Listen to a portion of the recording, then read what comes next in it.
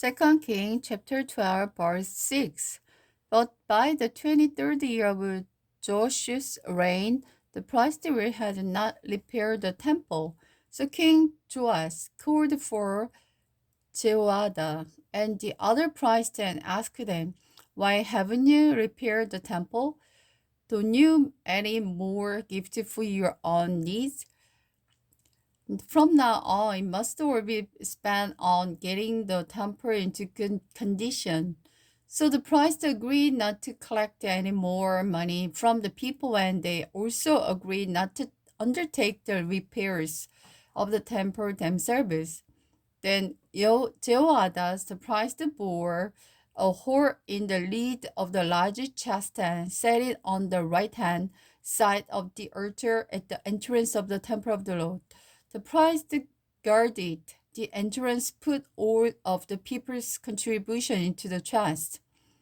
Whenever the chest became full, the court secretary and the high priest count the money that had been brought to the Rhodes temple and put it into bag. Then they gave the money to the construction supervisor who used it to pay the people working on the Rhodes temple, the carpenters, the builders, and masons, and the stone cutter. They also used the money to buy timber and cut stone for repairing the Lotus temple, and they paid any other expense related to the temple's restorations. The money brought to the temple was not used for making silver cups, lamps, snuffer, and basin, trumpets, or other article of gold or silver for the temple of the Lord.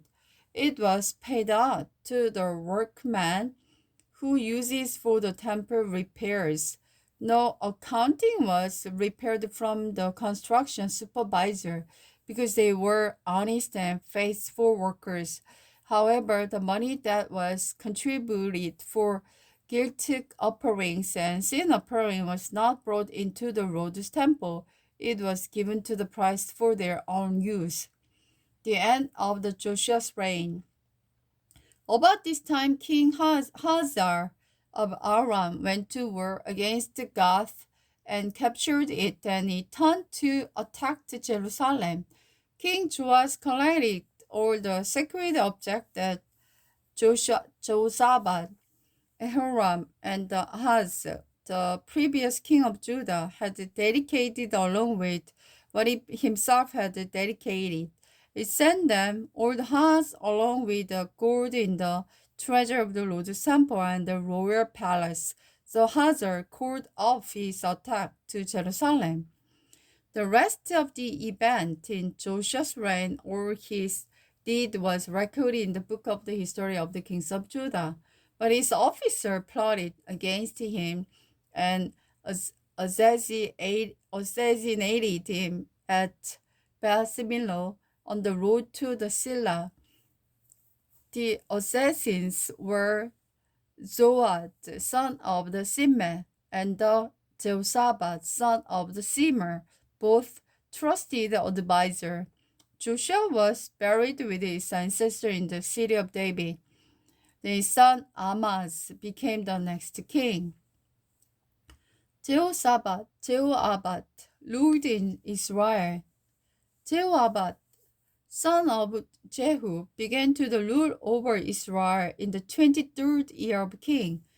Joash reigned in Judah. He reigned in Samaria 17 years, but he did what was evil the Lord's sign. He followed the example of Jeroboam, son of Nabat, continued the sin of the adultery that Jehoram, son of the Nebat, had led Israel to commit. So the Lord was very angry with Israel. He allowed King Hazar of Aram and his son Ben-Hadad defeat them time after time.